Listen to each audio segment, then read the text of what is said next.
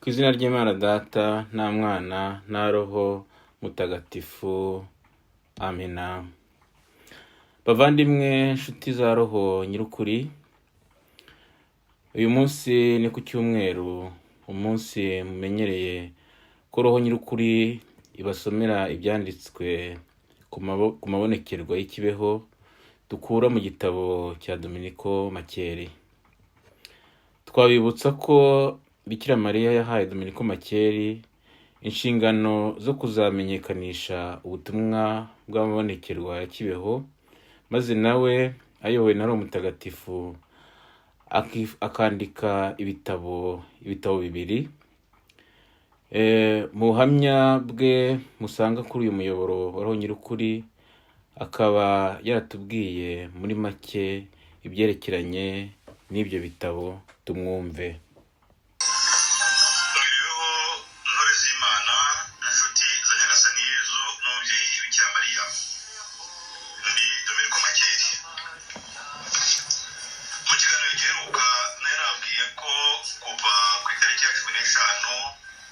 Ukwezi kwa gatanu umwaka w'igihumbi magana cyenda mirongo inani na gatanu, ubwo umubyeyi Bikira Mariya yari amaze kumpa umugisha n'ubutumwa, ambwira ati uzavuge ibyo wabonye n'ibyo wumvise, nta cyongeyeho nta n'icyo ugabanuyeho. Kuva ubwo natangiye kujya nandukura ibyo nabaga nafashe mu majwi igihe cy'amabonekerwa kugira ngo nzabyandikemo ibitabo.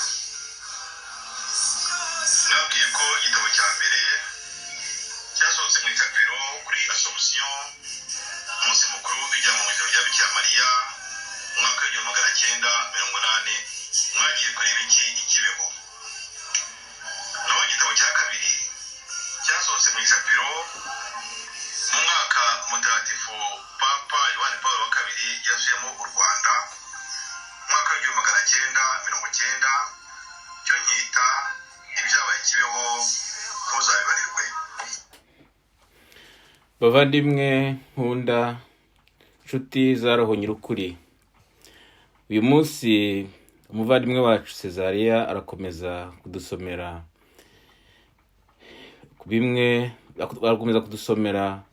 kimwe mw'ibyo bitabo Dominiko Makeri amaze kutubwira, icyitwa mwagiye kureba iki Ikibeho.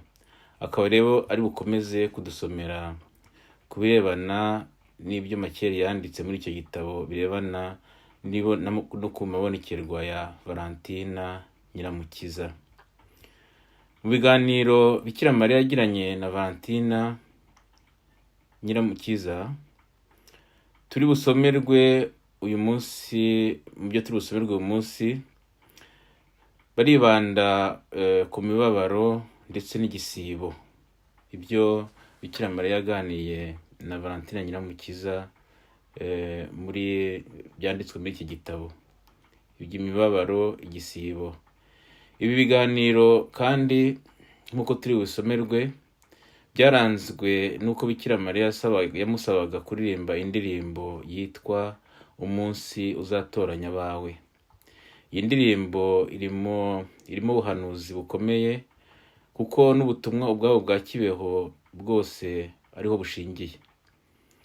Ibyo turaza kubiganiraho birambuye mu gice cya kabiri cy'inyigisho y'uyu munsi, ariko nk'uko bisanzwe mu gice cya mbere reka tureke Cesariya adusomere, noneho namara kudusomera nyine nk'uko nabibabwiye tuze kuganira ku byo yadusomeye, cyane cyane twibanda kuri iyi ndirimbo Bikira Mariya yasabye umubonekerwa kuririmba inshuro nyinshi, Umunsi Uzatoranya Abawe.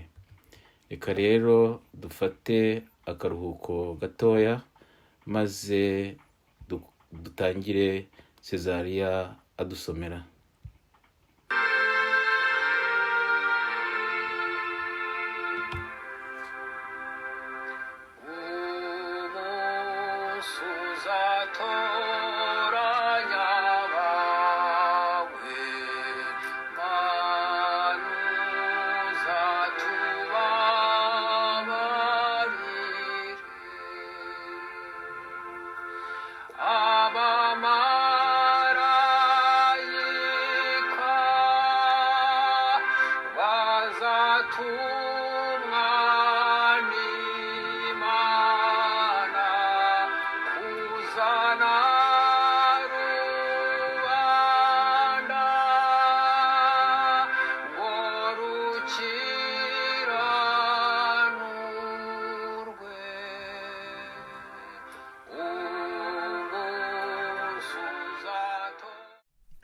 Bavandimwe, duhure mu gishora cy'umubyeyi Bikira Mariya nyina wa Jambo, Yezu Kristo akuzwe.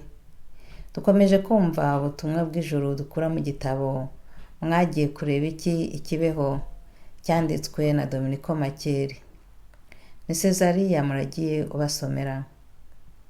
Ubushize twariho twumva ubutumwa buva mu ibonekerwa rya Valentina Nyiramukiza ryabaye ku itariki ya 12 z'ukwa kabiri 1986. Valentina yabonekewe na Bikira Mariya. Uwo munsi kandi igisibo cyari cyatangiye. Byumvikana Bikira Mariya ariho amwereka ibijyanye n'ububabare. Hari abantu barimo bagirirana nabi, barwana, batemagurana, abantu bakoze agatsiko, bafata bamwe babamba ku biti, bafata umuntu wundi bamushyira hagati, bamubamba ku musaraba bariho bamwica. Bikira Mariya nawe yamwiyeretse arimo ahura n'ububabare, bimwe twumva mu ishapule y'ububabare ku mubabaro wa mbere, umusaza Simeoni amubwira inkota izamwahuranya umutima. Ubwo Valentina yumvikanye amubaza ati ariko se mama, izi nkota zose bazigutereye iki? Valentina nawe yahawe ububabare bwo kwituragura hasi, bigaragara ko yaba yarimo ababara cyane ukurikije uko wumva byarimo bigenda. Noneho aho twagarukirije, Valentina yarimo aririmba indirimbo Mutima ubabaye wa Bikira Mariya. Ubwo dukomeze twumve ibyakurikiyeho, turahera ku rupapuro rw'112. Indirimbo irangiye, atariko mama, kubera iki koko mutishimye kandi mukanyereka ibintu nk'ibyo? Atega amatwi bigeze aho arikiriza, noneho atera indirimbo ati umunsi uzatoranya abawe, Mana uzatubabarire. Haza umuriro uvuye mu kuzimu n'ibyo munsi byose, ageze aho aragwa. Bizashira bwangu. Akomeza kuririmba. Atega amatwi umwanya ati nizere ko mutongera kunyereka nk'ibyo mwamaze kunyereka. Atega amatwi umwanya munini biratinda, noneho ati ntibibe uko nshaka ahubwo bibe ugushaka kwawe. Mu byo umbwira byose uzamfashe kutagira icyo niyongereraho n'icyo ngabanuraho. Uzampe kuzirikana icyo nyifuzaho cyose. Igihe uzumva natangiye kuguhimbira no kwiremera, uzansezeraho ne kuzongera no kumva ijwi ryawe. Unkoreshe icyo ushaka. Atega amatwi gato, noneho atera igitero. Ati Yezu azagaruka afite umusaraba utinyisha bose ababi n'abeza. Umunsi uzatoranya abawe. Arakomeza. Yezu nyiribambe, mbabarira mwimanyi, untore mu bawe, sinjye mu muriro. Umunsi uzatoranya abawe. Arakomeza. Atari ko se mama, kubera iki mumbwiye kuririmba izo ndirimbo? No kubera iki? Atega amatwi, asubira mu byo amubwiye asa n'ubaza. Ati kugira ngo unyibutse ko ari igisibo? Atega amatwi umwanya, arasubiza ati ni ukubera ko nari maze iminsi ndwaye, bituma ngira intege nkeya, ariko bikambuza gukora icyo unyifuzaho cyose. Atega amatwi, abaza nk'utumvise neza icyo abwiwe. Ati ko mbona ari harehare, se buriya ntabwo mvunika? Atega amatwi umwanya, ati nduzi ari harehare cyane, mu mutima hantera ubwoba. Akomeza gutega amatwi, atariko nizeye ko ukurikiye Imana atareba habi n'aheza, kandi atanareba umutwaro yikoreye kuvuna, ahubwo yiruka awufashe kugira ngo asange Imana. Araceceka, atega amatwi, ati ubwo se ko mumbwira guhongerera ibyaha by'abantu b'iyi si, ubu koko njyenyine hari ikintu nshobora kuyimarira? Atega amatwi, bigeze aho arikiriza, akomeza gutega amatwi. Ati buriya se ntabwo ndi buvunike? Atega amatwi, atoya. Akomeza gutega amatwi, arasubiza ati nuko mfite imbaraga nkeya cyane. Aririmba igitero. Yezu azagaruka afite umusaraba utinyisha bose. Aho yikubita hasi, ariko afatwa n'igiti gitambitse kuri podiyumu, akomeza kuririmba. Umunsi uzatoranya abawe, Mana uzatubabarire. Ubwo yaguye inyuma nk'ugaramye, agaruka imbere yubitse inda, ateze amaboko nk'umusaraba, kweguka ntabishobore. Bitinze gato akomeza kuririmba. Ati Yezu azatunguka afite umusaraba utinyisha bose ababi. Ageze aho yikubita nanone hasi, ariko ahagana mu kirere, umugongo ufashwe n'igiti gitambitse cyo kuri podiyumu, mbese nk'aho yakwirenguye inyuma. Abari hafi ye baramufata, baramugarura, ariko atazi yari. Yongeye guhagarara aririmba. Ati Yezu azatunguka afite umusaraba utinyisha bose ababi n'abeza. Ageze aho yongera kugwa agaramye, afatwa n'igiti cyo kuri podiyumu mu mugongo, amaguru adafashe hasi. Agarutse yongera kugwa agushije ibipfukamiro. Azanzamutse atega amatwi, ati ibyo ushaka byose, kubera ko intege zibaye nkeya. Akomeza gutega amatwi, ati imbaraga zanjye zashize, ahasigaye ni ahanyu.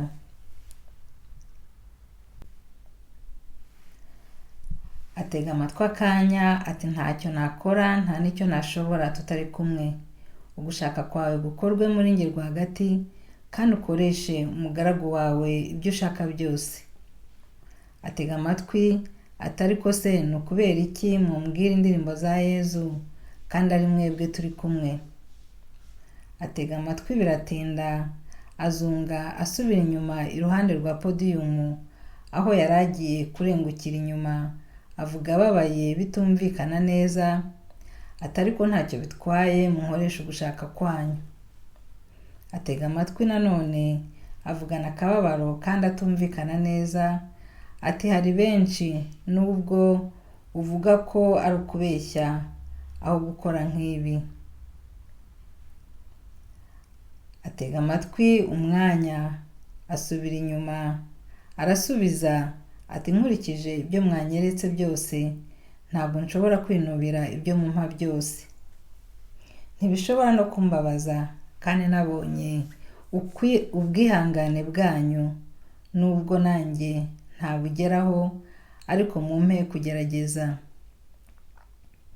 Atega amatwi akanya, abaza nk'utumvise neza icyo abwiwe, akomeza gutega amatwi, noneho araririmba ati mubyeyi w'Imana Mariya we, kandi uri n'uwacu. Benshi batakuzi bibwira yuko utakomeje kuba umubikira no kuba umubyeyi wa Kiliziya, ariko baribeshya. Mariya, mwakomeje kuza muri iyi si kugira ngo natwe tukumenye kandi tukumenyeshe n'abandi. Mubyeyi w'Imana. Arakomeza atega amatwi gato, atuzi ko nari maze iminsi ndwaye. Uyu munsi nari nzi ko mutantura hasi kubera ko mwari mwaransezeranyije ko mutazongera kunturagura hasi. Byagenze bite se noneho? Atega amatwi gato, atariko ni byiza.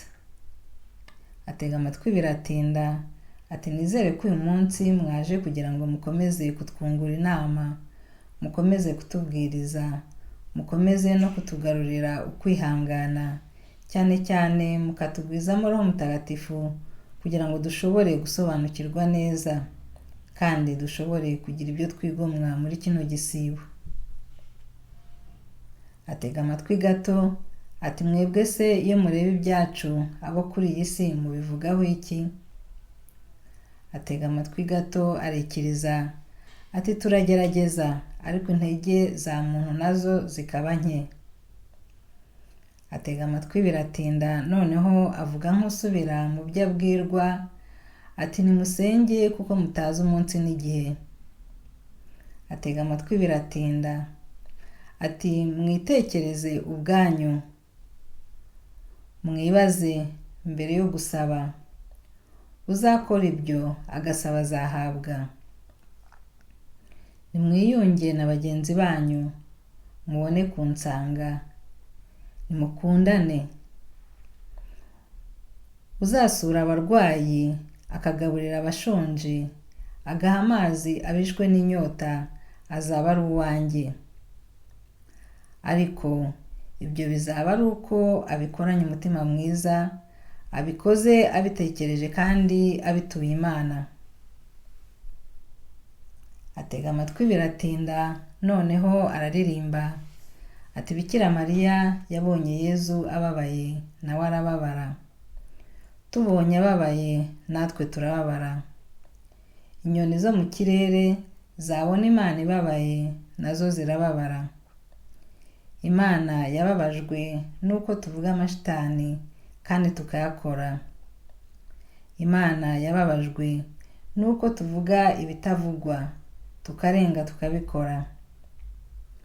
Abakora nabi bazajya mu muriro, abakora neza ni mu purgatori. Abazajya mu muriro aho bazashimana inzara bahora bashinyitse. Abazajya mu purgatori bazaba yikubita hasi.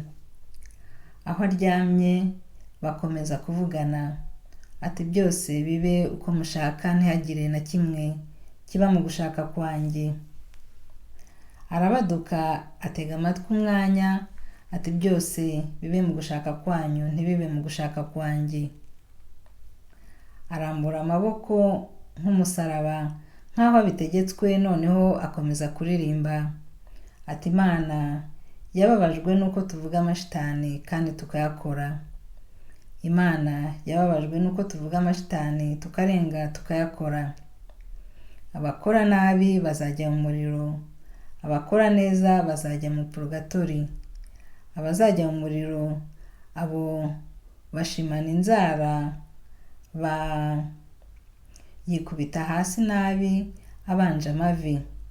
Aho aryamye aho ngaho ukabona ko yitegereza Bikira Mariya. Azakugira ati, nibo benshi bambaza ngo impamvu abakora nabi bazajya mu muriro, ngo abakora neza bakajya mu purgatori, ngo kuki abazajya mu purgatori batazahita bajya mu ijuru? Nka buri kintu nshobora kubasubiza kubera ko ari uko mwanyigishije. Atega amatwi gato, ati ubwo se nshobora kubabwira ko biterwa n'iki? Atega amatwi umwanya, ati wabivuze ubizi kandi bizakorwa uko ubishaka. Atega amatwi gato, ati murakoze. Ibyo byose yabivuze aryamye, noneho arabyuka arapfukama, yifata neza akomeza kumwitegereza biratinda. Noneho abona kuvuga asubira mu byo abwiwe, ati nizere ko mutabababura mwaje. Nyamara muramenye nanjye, simbe nyamwisiga ngo nzisange. Ibyo mbivuze kuko ndi umubyeyi, uwumva arumve. Atega amatwi amwitegereje biratinda, asubira mu byo amubwiye, ati igihe muzasenga ntimukikunde, ahubwo mujye musabira n'abandi, cyane cyane roho ziri mu purgatori. Haba harimo benshi babuze kivurira, ariko kandi muri mwebwe harimo n'abatazi gusenga icyo ari cyo, abavuga basinzira, abavuga bareba hirya no hino, n'abavuga batekereza ibindi, bakarangiza amasengesho yabo batekereje, bafite n'ibindi byo ku ruhande bashaka kugeraho. Akajya kuyirangiza yagowe, yumva ahubwo ibyo yatekereje bimuvuna. Ntimukabe abagenda mu nzira basinziriye, ngo mube abicara mukarunduka. Nimusabe muzahabwa, murusheho gushakashaka kuko muzaronka. Atega amatwi umwanya, ati muramenye ntimugashyire abo mwasize impuha, mujye mubashyira ibyo mwumvise n'ibyo mwazirikanye. Ntukarebere igikorwa kibi cya mugenzi wawe, jya umurebera icyiza akoze, ariko kandi ntukamutarange utarabanza kumuhana. Atega amatwi akanya arakomeza, ati musabe kumenya gutandukanya iby'Imana n'iby'isi. Uko ukunda inshuti yawe nta buryarya, uzajya ukunda n'indi ku ruhande nta buryarya burimo, kandi ujye ukorera igikorwa cyiza mugenzi wawe, ntukishimire ko akorwa n'isoni kandi nawe udashaka uwagukoza isoni.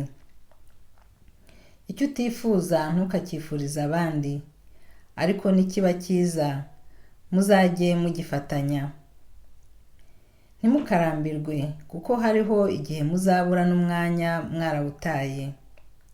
Ntihakagire n'umwe wikuza ngo asumbye abandi, mwese murareshya. Aha yateze amatwi biratinda, amureba cyane, bigeze aho arasubiza, atoya, iyo tuganira numva mfite ibyishimo byinshi ku mutima, ku buryo numva nk'iby'abantu bo hanze bavuga. Kugeza ubu ngubu nta kintu na gitoya nitaho. Ubundi mbere hose ntari nabimenyera, yego nta umenyera akabi, ariko rero akabi gasekwa nk'akeza. Ubu byose maze kumenya ko nta kintu bivuze, kandi nta muntu utavugwa ari kuri iyi si, ku buryo umuntu avuga ukwe n'undi akavuga ukwe, nkumva byose nta kintu bimbwiye. Hakabaho n'ugenda mvuga turi kumwe, nkumva akamuvamo tukaganira, nkamusezera akigendera, ntamenye ko ari njye twari kumwe. Abandi rero bo hanze hirya no hino bavuga ibintu ukwabo abandi ukwabo, ariko byose kubera amagambo yose mumbwira, kubera ibyishimo mwanteye, nsigaye numva ntacyo bimbwiye. Ahubwo mujye mumpa kugira ngo abo bose ne kubumvisha amatwi yanjye y'umutima, njye mbumvisha ay'umurimbo, bye kugira icyo bimbwira. Atega amatwi arasubiza ati, erega si twese, abantu bamwe na bamwe baragukunda. Hariho mbega n'abubona nta bintu byo ku isi bumva bakifuza. Hariho abambwira ngo ngutashye, ngo ngusuhuze n'ibindi byinshi, ukumva ko harimo abagukunda. Hakabaho n'ushobora kwizera akavuga ati, ndamutumaho kuko nizeye ko yakira ubutumwa bwanjye. Icyo gihe ni uko iyo umuntu atumye aba yizeye umuntu, ariko kandi hariho igihe umuntu ashobora gutuma agira ngo ahinyuze arebe, nyamara aribeshya. Ntazi ko igihe avuga muba mwamwumvise, akaba rero aruhiye ubusa, ntamenye ko akarenze umunwa karushya ihamagara. Aririmba igitero, ngwino mu bakuvuga nabi ubagorore imitima, bamenye ko twaguhawe. Ngwino mu mfungwa zose, zirangize ibihano byazo zitibagiwe Yezu. Ngwino mu mfubyi zose, uzikure mu bwigunge, zimenye ko uri umubyeyi. Ngwino Mariya. Ngwino mu babyeyi bose barera n'abana babo, ubigishe gukunda Yezu. Ngwino Mariya. Atega amatwi akanya ati, ndumva naniwe cyane. Yikiriza icyo abwiwe arabaza ati, ubuse tumaranye umwanya munini? Noneho avuga yongorera ati, erega mba ngukumbuye. Avuga cyane ati, niyo wankoresha icyo ushaka cyose, ukamvana mu gitondo umbabaza ukageza mu kindi gitondo, ariko turi kumwe, uzi kubabara ufite uwo wereka? Ahubwo hagowe imfubyi zibabara zikigunga. Atega amatwi ati, ubu numva nishimye, nkumva ndanezerewe, nkumva nta n'ikintu bimbwiye, ibindi byose rwose, ariko ubu nimumara kwigendera nzasigara ntekereza ibintu byinshi, mbabara nkarira, mbabara nkiheba, ariko nizeye ko ntaziheba. Nzajya ntekereza utugambo twiza twinshi mwagiye mumbwira, inama zose mwangiriye, n'imbaraga mwagiye mumpa, na nyinshi mugenda mumpa igihe cyose, bitume nshobora kwihangana nk'uko mubishaka. Atega amatwi gato arahigima, maze amubwira yongorera ati, ariko birakomeye. Erega iyi si iriho byinshi bivunanye, bigoye kandi byoroshye. Amubaza nk'aho atumvise neza icyo amubwiye ati, nizeye ko mutagenda nonaha? Yongorera ati, nta n'iminota 3 ishize, nonaha twari kumwe namwe ariyo mukiza. Amubaza nk'utumvise neza icyo amubwiye arasubiza ati, ubu ni nka 9:00, mugende nka 10:30. Oya, mugende 3:00, cyangwa tuniraranire. Hari icyo? Ko nta kibazo mfite se, ko niyo ijoro ryagwa ntacyo naba, twaba turi kumwe. Kandi hano iwanyu ni heza cyane, sinanataha nkarara. Nkareba ukuntu munzimanira, nkareba n'ukuntu mwakira abashyitsi, nkumva n'uko muganira. Araseka. Avuga nk'utumvise neza, atoya, cya gihe se mwanjyanye? Narishimye, numvaga ntavayo. ariko nizeye ko tuzasubira tukongera tukijyanira, ariko ho tuzamara iminsi myinshi. Atega amatwi gato, abaza nk'utumvise ati, erega ugezeyo ntabwo yakwifuza kugaruka. Abona indabo nziza, abantu beza, ibintu byinshi byiza, mbese naho twebwe ku isi ni ibidushuka gusa, ni ibyo twishimamo gusa, nta cyangombwa na kimwe kirimo. Atega amatwi umwanya, abaza nk'utumvise neza ati, ariko se ko zino ndabo zanyu nduza ari nyinshi kandi ndananiwe, ndazirangiza mama? Asa n'useka, yikanda mu mugongo ati, umugongo wacitse? Uzi gucika umugongo kandi uri umwana muto? Ariko ntacyo bitwaye, umuntu arisekera cyangwa akitakisha, ariko azi inyungu yabyo. Ikimbabaza rero ni uko umuntu yarya urutoki akananirwa n'urwara. Nibyo bitera ubwoba abantu benshi. Arikiriza ati, harimo nk'abantu benshi bashobora gukurikirana ibyibonekerwa ribera i Kibeho, hatagize rero usaba Roho Mutagatifu ngo amumurikire, nta n'icyo ukuri yakora, nta n'icyo yageraho muri byose, kuko Imana ari itegeka byose.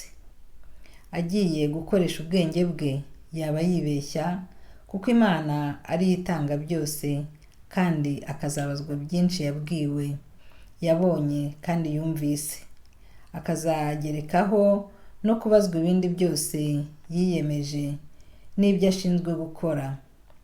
Imitwaro ikaba imubereye myinshi, akubitiyeho no kuba yarakoresheje ibyo yumvanye amagambo yo hanze, akaba ari byo akurikira.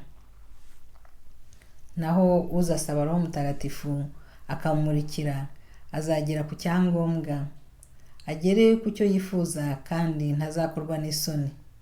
Nicyo gituma rero nguhereje abantu bose kugira ngo bamurikire, buri muntu wese akoreshwe na Roho Mutagatifu, akoreshwe n'umutimanama we, ye kujya gutiririkanya ibyo hanze ngo abivangavange abure icyo atora. Erega niyo umuntu yize agira akamwigisha, agakosorwa n'undi atakekaga. Niyo mpamvu usanga abantu benshi bagirana inama. Nicyo gituma abo bose rero bashinzwe ako kazi mbifuriza ko bashobora gusaba Roho Mutagatifu akabamurikira mu mitima yabo. Bashobora kumva ko ari ngombwa gusenga, ari ngombwa kugira ngo usabe Imana icyo wifuza cyuzure. Atega amatwi, arikiriza ati, ngasabira n'abantu bose nasize i Kibeho kugira ngo ubakire, kugira ngo umugisha wawe ubasakaremo, kugira ngo n'icyo wifuza gishobore kubatunganira, nabo bashobore kugitunganya, kugira ngo bashobore kwakira icyo bifuzaho cyose, kugira ngo bagukorere, kugira ngo badatiririkanya imitima, birinde ingeso mbi ziri kuri iyi si, birinde ibintu byose bishobora kukubabaza binyuranye n'icyo ushaka. Nawe nk'abaguhereza, kugira ngo abaje bagire icyo bashyira abo basize imuhira, batabura icyo bavuga, bakarya iminwa kandi bavunitse, n'inzara yabishe bakaba baruhiye ubusa. Atega amatwi, abaza nk'utumvise neza icyo abwiwe ati, abantu benshi bantumye, benshi cyane, n'abantumye kera, mbega ni benshi. Atega amatwi, abaza nk'utumvise ati, kubera iki se? Ntacyo bitwaye, uzampe kubyibuka ikindi gihe. Atega amatwi ati, nizeye ko utansezeraho utambwiye igihe muzagarukira. Atega amatwi ati, ariko se ndumva ubwoba butangiye kunyica, ko mwebwe mwangize kuriya, papa naza azangira ate?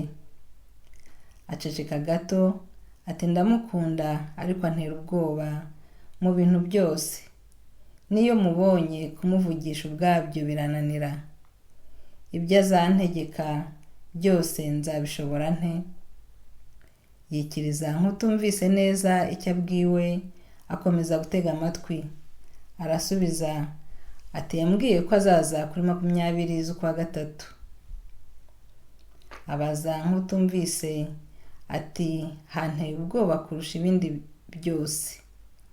Yaba niyo atabimbwira akantungura. Nzajya mpangayika nibuka itariki izajya kugera narakutse umutima. Ariko ntacyo bitwaye, muzamfashe kwihangana. Muzamfashe no kuzakira ibyo bazanyifuzaho byose, sibyo mama? Yongorera aterega ndamutinya cyane, ariko ntumubwire.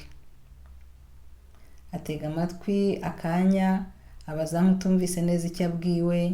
Bigeze aho ati ndabose, nukuntiza imbaraga kuko ngiwe ntazo mfite. Akomeza gutega amatwi ati ubwo se nakongera gusiba kurya nkazabishobora? Uzi ko nari maze iminsi ndwaye, noneho bizakubitiraho n'ibyo byose nzabeho? Ubwo se nzashobora gukora ibindi nakoraga gute?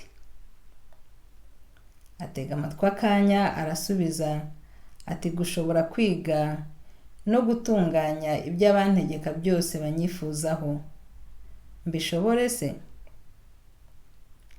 Atega amatwi ati ariko ntacyo bitwaye, ubwo ari mwe mubishatse byose nizeye ko nzabishobora. Nta wiheba ari kumwe n'Imana. N'ibindi byose byahise sinari nzi ko nzabishobora. Ariko se igisibo cyashize ko nari ngiye gupfa, kandi ho nta n'ikintu nari nigeze ndwara, numvaga nkomeye. Naho ubu ngubu ndahuhwa n'umuyaga, ariko byose nta kintu bitwaye.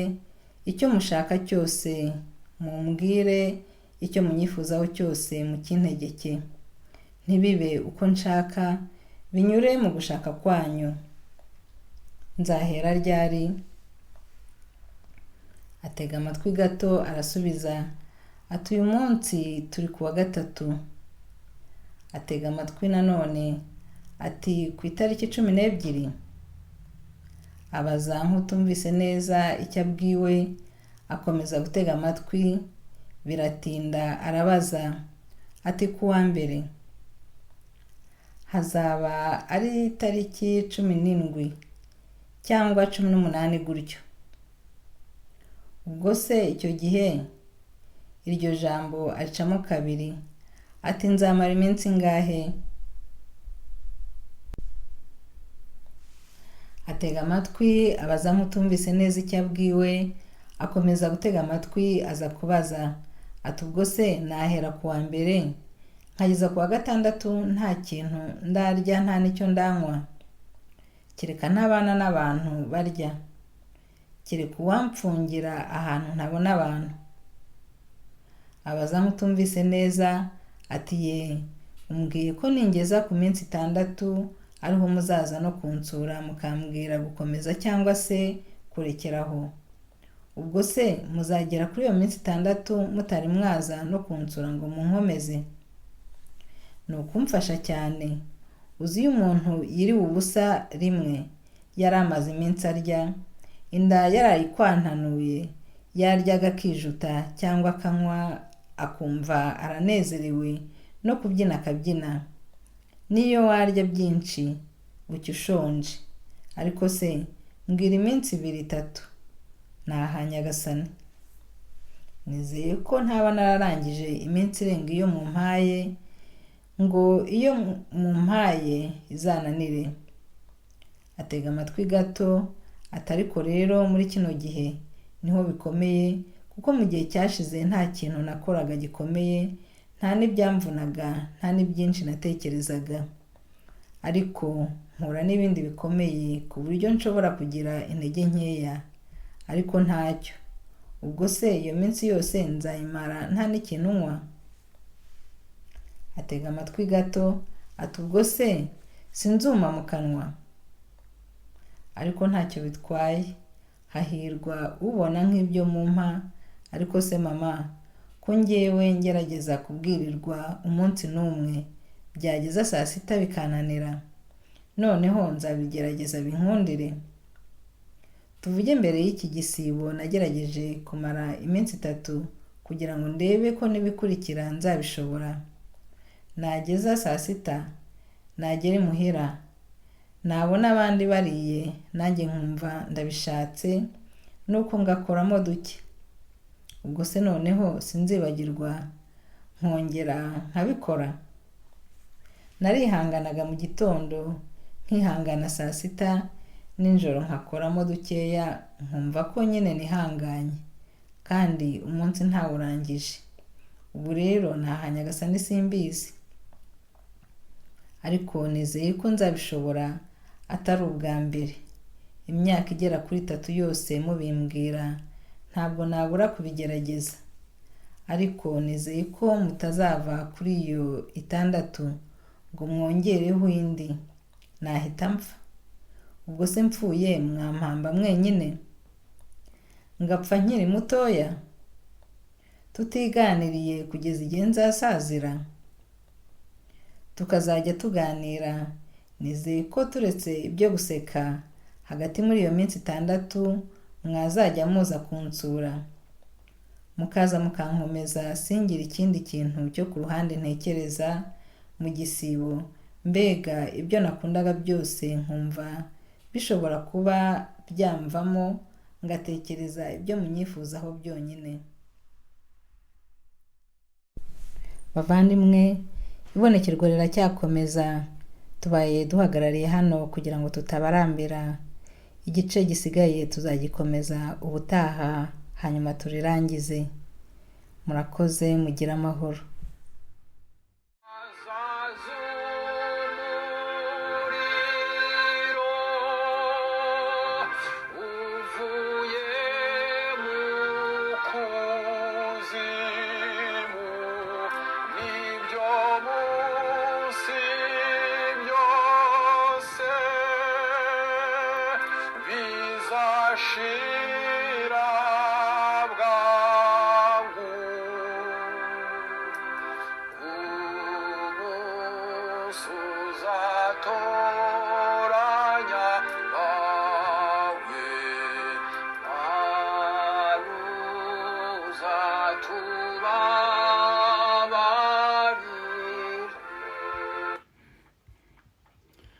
Bavandimwe, nshuti, bakunzi ba roho nyirukuri, iyi ndirimbo umunsi uzatoranya abawe, ndumva ari indirimbo abantu benshi bazi, cyane cyane abakristo ba Kiliziya Gatolika. Ahantu henshi nagiye mu mihango yo guherekeza umuntu witabye Imana, kumushyingura mu kiriyo, iyi ndirimbo ikunze kuririmbwa. Iyi ndirimbo nanjye nakunze kuririmba, ariko ntazi icyo ivuga. Reka rero bavandimwe tuganire kuri iyi ndirimbo. Nk'uko umuvandimwe amaze kubidusomera, iyi ni indirimbo Bikira Mariya, umubyeyi Bikira Mariya yasabye umubonekerwa kuririmba inshuro nyinshi. Turaza rero kwibaza tutese uyu munsi uzatoranya abawe ni uwuhe, amavu n'amavuko yawo ni ayahe? Ese kuki Bikira Mariya adusaba kuyiririmba no kuyizirikana? Twakora iki se ngo uwo munsi azatoranya be tuzawurokoke? Ngiye ibyo tugiye kuganiraho muri iki gice cya 2 cy'inyigisho y'uyu munsi. Amavu n'amavuko y'umunsi Nyagasani azatoranya be tuyasanga mu muvugo wa Musenyeri Alexis Kagame, umuvugo yise umuririmbyi wa Nyiribiremwa, umuvugo wa 5, ukaba ufite umutwe ugira uti: igeragezwa ry'abamarayika, itsindwa ry'amashitani, Mikayire agabana ibya Rusufero. Reka tubasomere agace kamwe mu gace k'uwo muvugo kuko ni muremure cyane. Turabasomeramo agace kabumvisha n'amavuko y'uyu munsi Nyagasani Yezu azatoranya we, umunsi tugiye kuganiraho muri iki gice cya kabiri cy'ikiganiro. Duhereye ku gika cya 12 haragira hati: umunsi himba abamarayika ikabaha ku muganura w'ishimwe, yarabakoranyije irababwira, ibaha amategeko ngo bayikorere. Ibwira bose uko hakinje bumva ijambo batayiruzi, iti icyasagutse mwifuza ni ukureba uko nsa uruhanga, mukantunga mukampaga, mukamporana mukankunda, ubutaruhuka buzira iherezo, mukaba inyanja ituze ribamo. Nimwihangane si kera, uzajya nyumvira uko mbishaka nzamugororera kuntunga. Bose bemera icyo ababwiye, ikajya ibanyarukiriza amateka, igumya gutegekera ityo mu bwenge. Iritangajwe bakaritora ntibariteshukeho n'ibango. Aho bigeze ihishura icy'ingenzi, ibwira abamarayika bose ari abatware ari n'abatoya, ivuga ko Jambo azaba umuntu, ko azitubya akenda umubiri, umugore kandi uzamubyara akazahabwa ingoma y'ibiremwa, akazasumbwa gusa na rurema. Uko Rusifero yakabyumvise n'iby'impangare y'ubwenge arabisiganuza rugikubita, ati wangereranyiriza umuntu. Imana ibumvisha idatinze kamere muntu uko izareshya, babona ari amanjwe bikabije, iyaba yiruta ubwiza bw'ihabo. Ibyo Rusufero bimurya mu nda, ubwo ari imyoza umunyura zinga, arabisha rwose arikubura, inzira yikubuzamo yibwira, ati n'uburanga n'iri sheja n'iri shongore n'ubukaka n'iki cyusa n'ububwema n'iyi ndeshyo n'ububwenge, mbihemukane nsenga uwo muntu mvanywe kwizima na kamere yo nihariye, mvanwe kwizima na kamere yo nihariye, ubukuru tukiremwa nzabucuzwe nsubire hasi. Ngire ntangaragire uwo mukobwa ngo ahabyaye Imana muntu, ko ari twe twegereye umungu yahitiramo iki iby'umuntu. Yaje ikenda kamere yacu,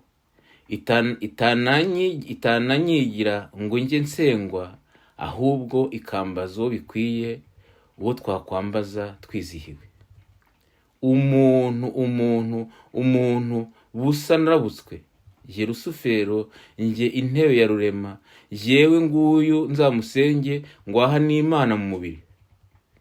Naho Imana zaba 5 zikibumba zikaba umuntu, sinazahemuka nziyoboka. Inama ntikuka ndamwanze.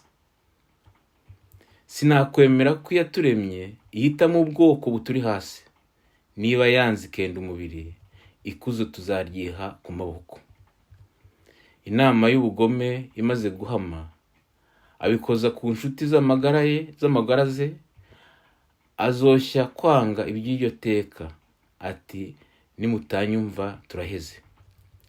Niba Imana itisubiyeho, ikaba yashigiye ku umuntu, ikuzo yahoranye ikarihumanya, tureme ubwami bushya tuyange. Twebwe marayika w'icyatwa, twende marayika w'icyatwa, azayirwanye n'ingabo zacu, asumbe byose, yihe ikamba, ayihashye imwemere ko bahwanye. Ati ndetse naho mwabitinya, dore ko kwima bitihabwa, ndiyemeza ko ari jye mutoye ntashidikanya, ndiyemeza ko ari jye mutoye ntashidikanya kuba Imana. Ngayo rero nguko ubwo marayika wari marayika w'urumuri ashoje intambara, kuko umushinga w'Imana wo kwigira umuntu arawurwanyije pe. Ashoje intambara irarose mu ijuru.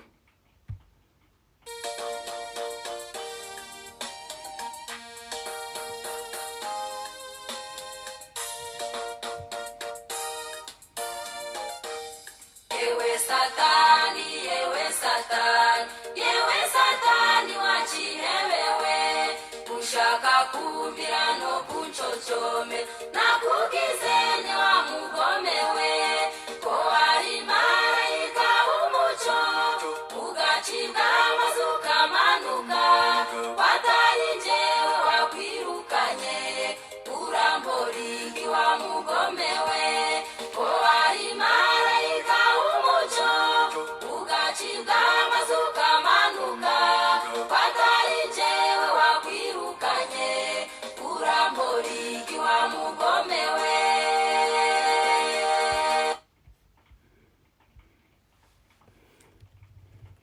Bavandimwe, nshuti za roho nyirukuri, mwumvise ukuntu Rusufero yigometse ku mugambi w'Imana wo kurema umuntu, akamukunda akamusumbya ibiremwa byose, kugeza n'ubwo Imana ubwayo yigize umuntu maze ikabyarwa na Bikira Mariya kugira ngo umuntu acungurwe.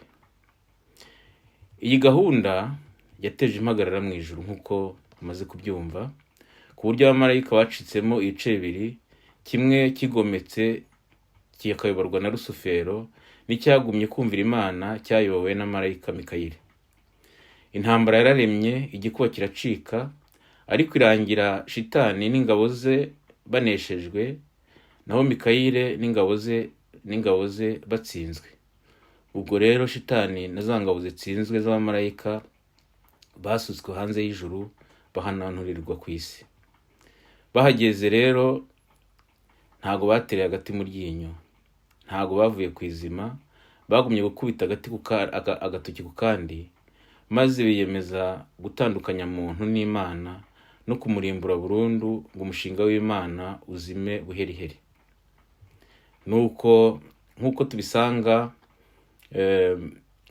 mu gitabo cy'Intangiriro umutwe wa 2 umurongo wa 5, Imana yari yaremye ubusitani bwo muri Edeni, aho yatuje Adamu na Eva.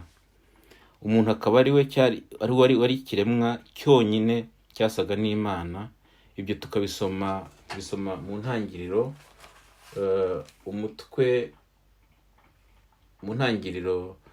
wa 2 umurongo wa 27 kugeza 27 kugeza kuri 28.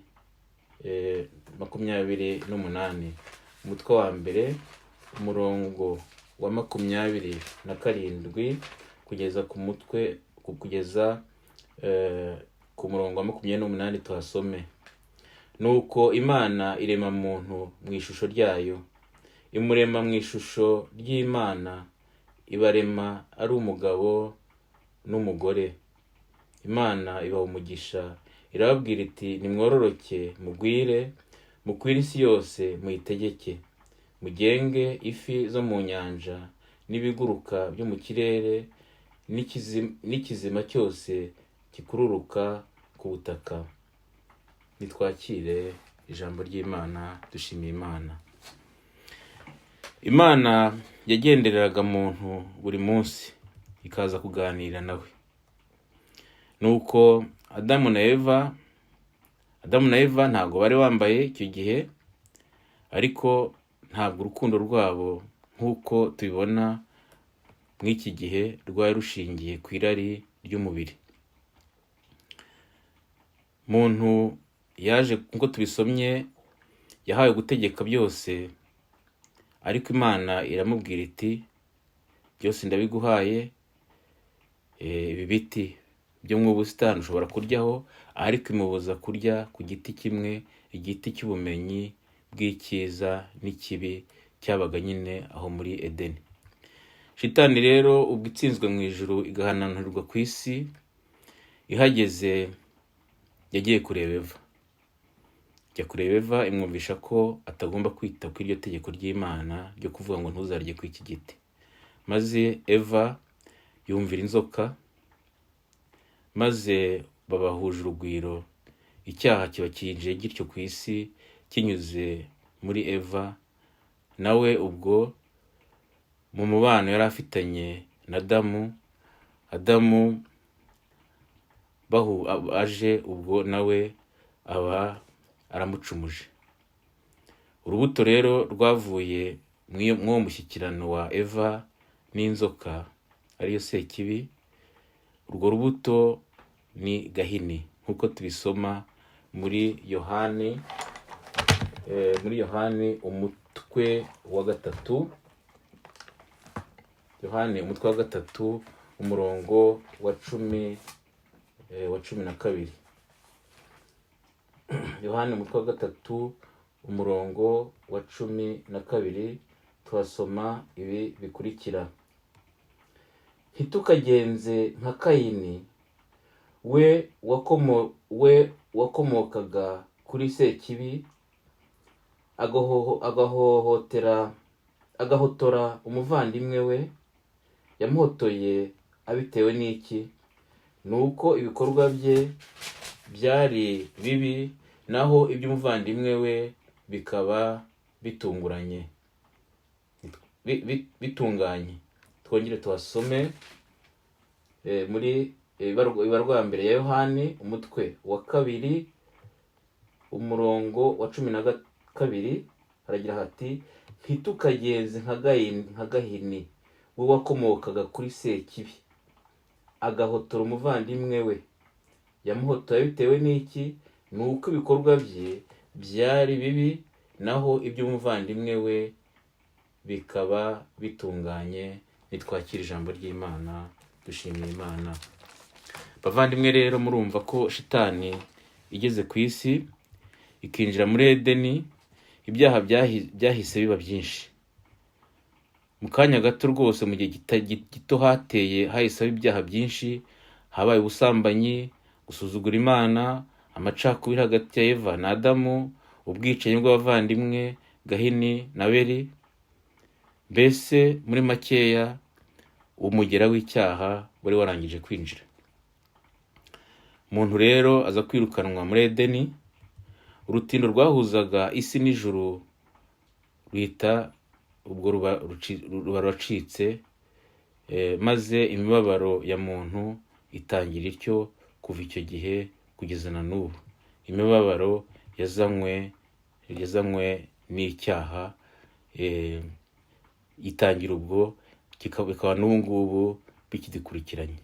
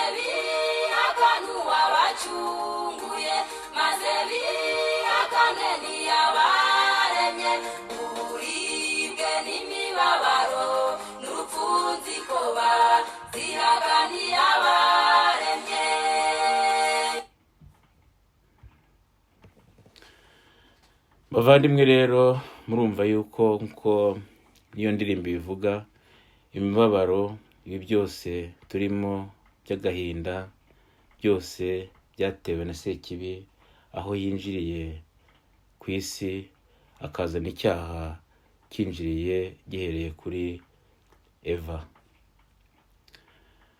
Ubwo rero abantu nyuma nyine yo gucumura hakavuka abana babiri, uwitwa Gahini n'uwitwa Abeli. Gahini nk'uko tubyumvisha akaba yaraturutse ku cyaha cyabaye hagati, icyaha cyazanywe n'inzoka na Eva kikinjira muri Eva. Ubwo ubwicanyi bukaba buratangiye. Abantu ba mbere bicanye mu mateka ya muntu ni abavandimwe Gahini na Abeli. Abantu rero baje kwiyongera baba benshi, kandi uko biyongera akaba niko ibyaha nabyo byarushijeho kwiyongera. Byaje kurakaza Imana rwose irarakara, ku buryo yaje kwiyemeza kubatsemba nk'uko tubisanga mu ntangiriro umutwe wa 6 umurongo wa 5 kugeza ku murongo wa 8. Turahasoma ibi bikurikira. Intangiriro umutwe wa 6 umurongo wa 5 kugeza ku murongo wa 8. Uhoraho arareba asanga ububi bw'abantu bwakwiriye ku isi. Ibitekerezo by'umutima wabo nta bindi bitari ubugizi bwa nabi. Uhoraho yicuza kuba yarashyize umuntu ku isi, maze arababara mu mutima we. Nuko niko kuvuga ati, ngiye gutsemba ku isi abantu naremye, kandi hamwe nabo nzatsemba amatungo n'ibikoko ndetse n'ibiguruka mu kirere, kuko nicuza icyatumye mbirema. Nowa ariko agira ubutoni mu maso y'Uhoraho. Nitwakira ijambo ry'Imana, dushimiye Imana. Tugarutse rero ku mavu n'amavuko y'iyi ndirimbo nyine turimo kuvugaho, umunsi uzatoranya abawe, Nyagasani uzatubabarire. Dusomye ko bwa mbere mu mateka ya muntu, Imana bwa mbere itoranya abayo ni hano nyine tumaze gusoma mu ntangiriro umutwe wa 6 umurongo wa 5 kugeza kwa 8, aho Imana yari yemeje gutsemba abantu n'ibintu, ariko Nowa ikaza gusanga ari umutoni, ikamutoranya mu bandi bantu bari bagiye gutsembwa. Mbese uwo munsi uzatoranya abawe ubwa mbere wabayeho ni kw'iki gihe cya Nowa. Nowa niwe wenyine wari intungane, ariko rero ubwo butungane bwe bwaje kurokora n'umuryango we. Ubwo rero isi yararimbuwe, irumburwa n'umwuzure. Iryo riba ribaye isukurwa rya mbere mu mateka ya muntu. Umunsi Imana rero yatoranyije abayo bwa mbere, akaba ari umunsi yatoranyaga Nowa, maze abasigaye bakarimbuka.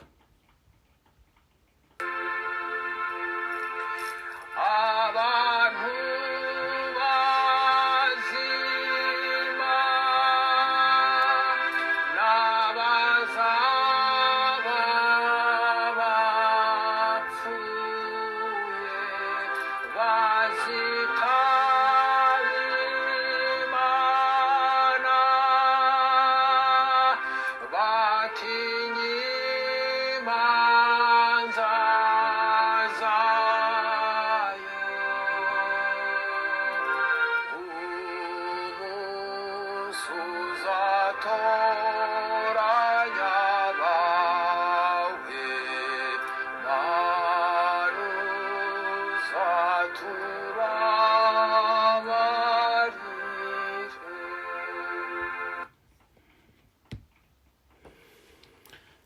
Nyuma y'umwuzure rero abantu bongeye kororoka baba benshi, bariyongera pe. isi iraturwa rwose. Ariko rero urubori rw'icyaha rwari rukibarimo, maze uko biyongera n'icyaha kikarushaho kugenda kiyongera, maze ibyaha kuko biba byinshi. Imana rero yasanze itahora muri urwo, maze yemeza kwihorera kuri Shitani. Maze nk'uko Shitani yakoresheje umugore ari we Eva kugira ngo izane icyaha ku isi, Imana nayo mu kwihorera yabihaye Eva mushya ari we Bikira Mariya. Eva mushya, maze uwo Eva mushya nyine akaba ari we uzamara inzigo. Eva mushya aho ataniye na Eva wa mbere nuko uwa mbere yari yabaye ingaruzwa muheto ya Shitani, naho Eva mushya akaba umuziranenge utarasamanywe icyaha, kuko Imana yamwizigamiye kugira ngo nyine azamare inzigo. Kuko Imana rero itari kureka ngo Shitani gumye yidegembye yigarurira isi n'abantu, Imana iza kohereza umwana wayo w'ikinege inyuze kuri Eva mushya Bikira Mariya, maze yigira umuntu aza ku isi kuducungura. Yezu yaje rero, mu kuza kwa Yezu rero n'urupfu rwe n'izuka rye nibyo byaje gusubizaho rwa rutindo rwari rwaraciwe n'icyaha, urutindo ruhuza isi n'ijuru, rwa nyine rwaraciwe n'icyaha ubwo Shitani akizanye mu isi ashuka Eva. Umugambi wo kuducungura, Yezu yatuzaniye intwaro zose dukeneye kugira ngo dutsinde uru rugamba na Shitani. Yezu yaduhaye mu ntwaro Yezu yaduhaye harimo kiliziya ye, dusangamo isengesho rikomeye kuruta arandi rikaba ari misa, tugasangamo n'amasakaramentu. Yezu kandi yaduhaye mu ntwaro yaduhaye n'umubyeyi Bikira Mariya twaherewe munsi y'umusaraba.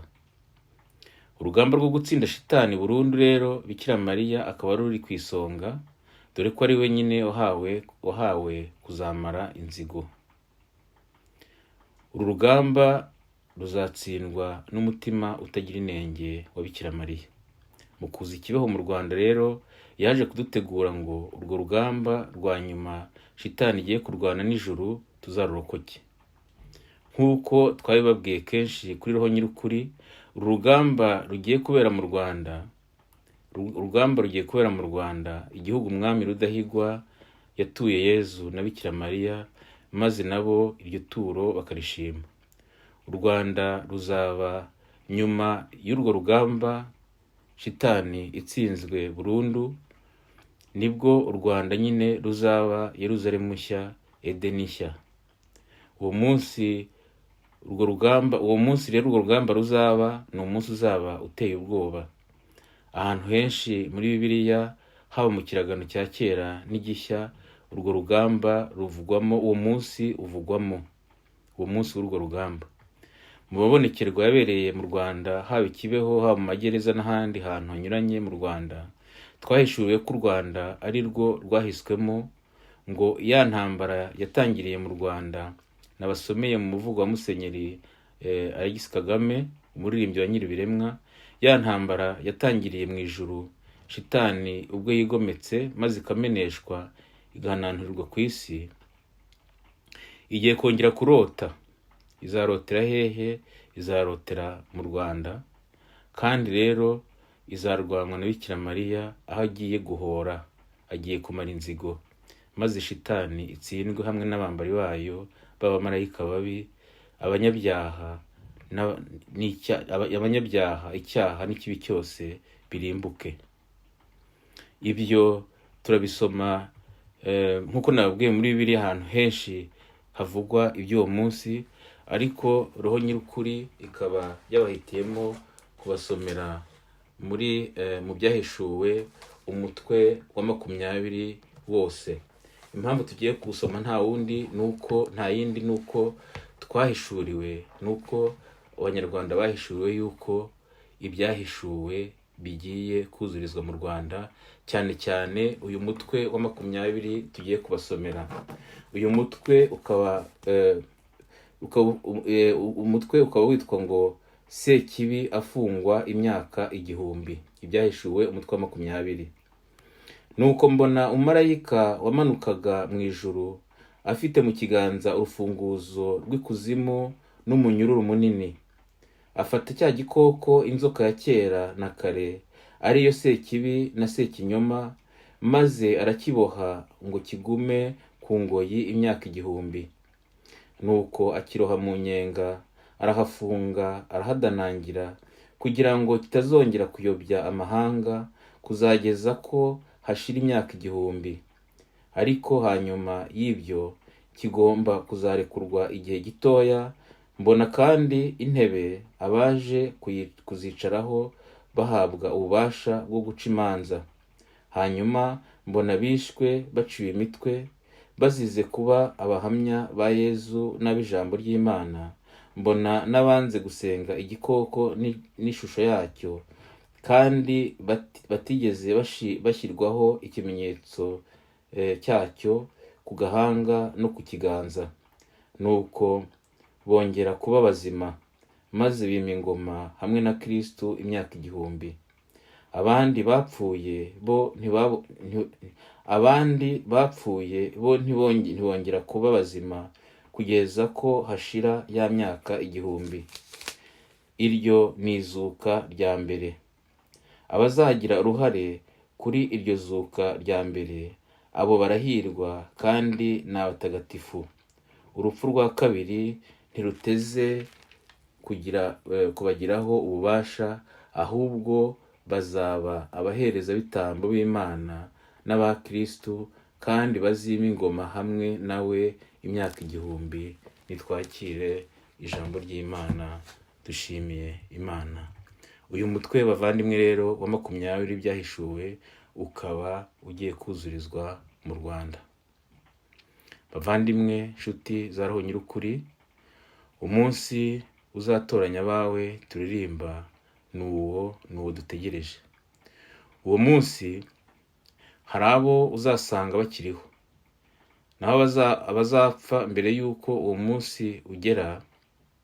Umunsi uzatoranya abawe kuri bo ni umunsi bazapfaho, kuko nyuma yo gupfa ntacyo ushobora guhindura ku idosiye yawe n'Imana. Ujye uhora rero witeguye, uzirinde gusinzira uko utifuza gupfa, kandi ukurikize inama za Mutagatifu Yohani Mariya Vianney, aho agira ati: mbere yo gusinzira isuzume, wibaze uti ese hagati yanjye n'Imana bimeze bite?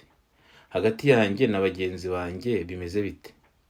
Uko kuzirikana kuzatuma ubanza kuvuga agasengesho, ugasaba imbabazi mbere yo kuryama, kugira ngo niba uwo munsi uzatoranya abawe, uwo munsi wa nyuma, niba ari wo munsi wa nyuma kuri wowe, ukaba utari bukanguke, uhite ubarirwa mu bahire, uzibere mu ijuru ubuziraherezo.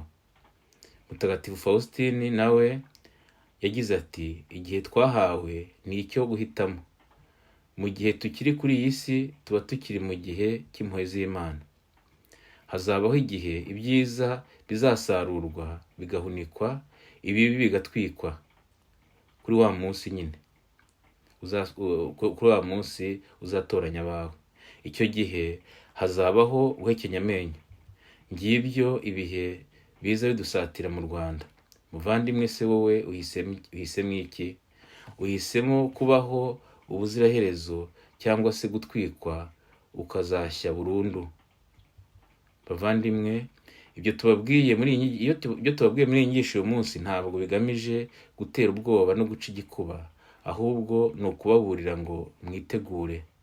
Ni kimwe n'uko iyo ubwiye abanyeshuri ko bazakora ikizamini kandi gikomeye ku munsi batazi, umunyeshuri uzi ubwenge ushaka no gutsinda icyo kizamini yiga buri munsi, ikizamini kikazaza kigasanga ari tayari. Ntutigere rero wibaza ngo ibi bizaba ryari, kuko ntuzi ko bizaba ukiriho. Umunsi uzatoranya abawe kuri wowe ushobora kuba igihe icyo ari cyo cyose. N'aka kanya ushobora gupfa, kimwe n'uko n'aka kanya uwo munsi ushobora kujya kubona ukabona urasohoye. Inama rero ni iyi: irebe wowe ubu nonaha, urebe ubuzima urimo, niba uri tayari guhura n'Imana iramutse iguhamagaye, kuko umuntu azazuka uko yapfuye. Uwapfanye icyaha azazukana nacyo maze gihanirwe. Umunsi azatoranya abe ni umunsi w'isukurwa, aho ababi n'ikibi bizakoyorwa. Ni umunsi w'isukurwa aho ababi n'ikibi bizakoyorwa.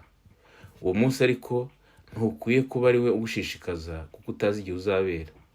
Igikwiye kugushishikaza ni imibereho yawe ya buri kanya, uhore witeguye. Ntushishikazwe no kuvuga ngo biratinze, kubera yuko bishobora kuba igihe icyo ari cyo cyose.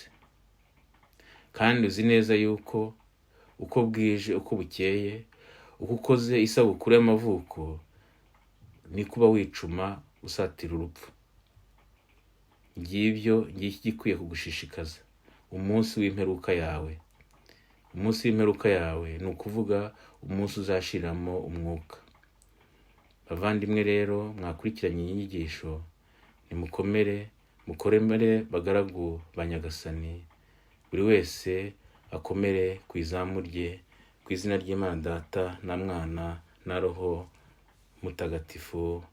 Amina.